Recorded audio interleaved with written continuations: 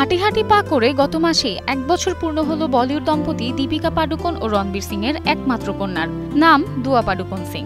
এতদিন পর দীপাবলি উপলক্ষে এই দম্পতি তাদের মেয়ের প্রথম ছবি শেয়ার করেন ইনস্টাগ্রামে, যা মুহূর্তেই ছড়িয়ে পড়ে সোশ্যাল মিডিয়াগুলোতে।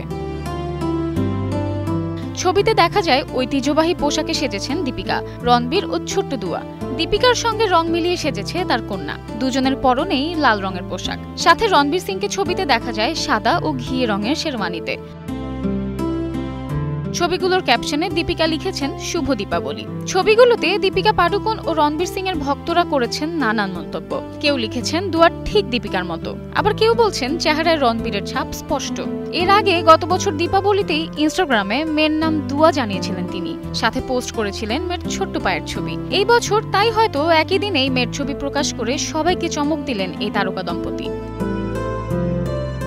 দীপিকা রণবীর দম্পতি দীর্ঘ প্রেমের পর 2018 সালে বিবাহ বন্ধনে আবদ্ধ হন। এরপর 2024 সালের 8 সেপ্টেম্বর কন্যা সন্তানের জন্ম দেন দীপিকা। Samiha Majumdar, Star news.